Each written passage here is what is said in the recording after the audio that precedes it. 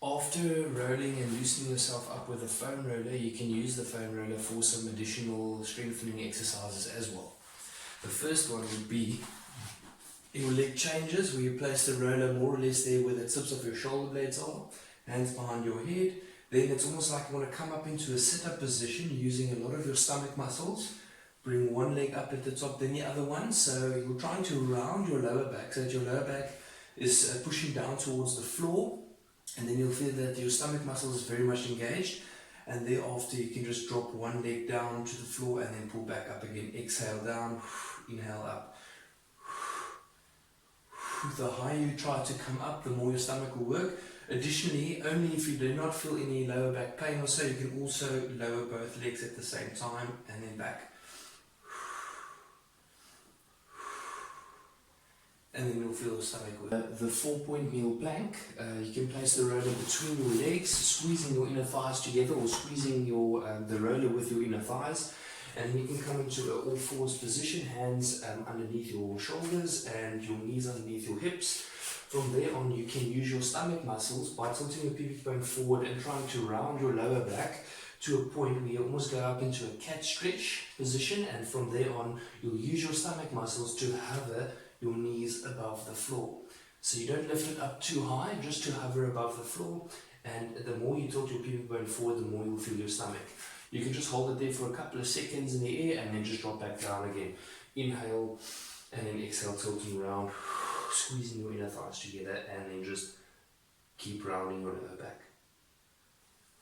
For your inner thighs, you can do an adduction lying with your pelvis on the roller. So first of all, you can just start by lying on your back, push your pelvis to the ceiling, and then place the roller more or less on your sacrum. Then you can lift one leg up at a time, squeezing your inner thighs together and throw your legs from side to side. So you can just feel that there's quite a sensitive spot as you roll from side to side onto the side bum.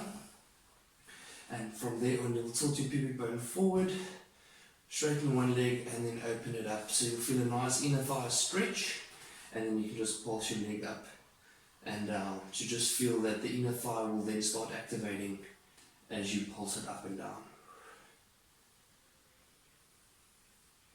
So you can do a couple of pulses up and down, and after that you can circle around at the same height and change the direction.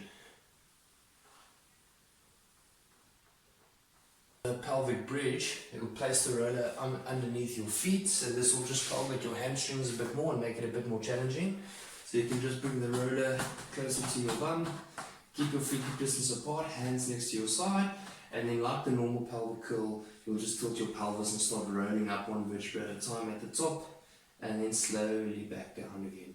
So you'll have to keep pulling your heels towards your hips so that the roller doesn't slide away from you, but use your hamstrings to pull that roller in. If this is too easy, you can always extend one leg and then just do a couple of pulses up and down. And then just remember to do the other side as well. Stretch for your upper back. It's a very good exercise to do this one after sitting for a long day in front of the computer.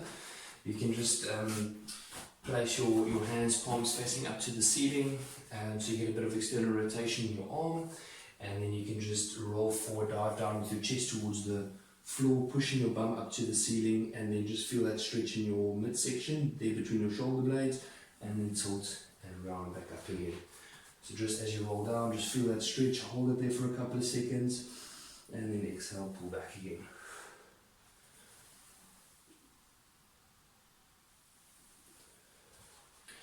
After loosening the upper back, you can now use the foam roller to do a strengthening exercise for the upper back.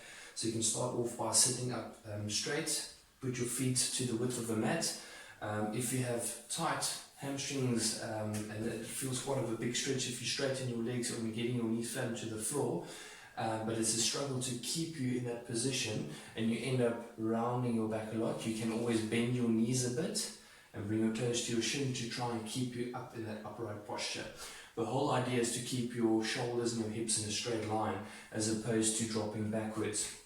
Then you can keep the roller in front of you squeezing your base together, trying to sit in that knee posture, and then you'll use your upper back to extend the roller above your head.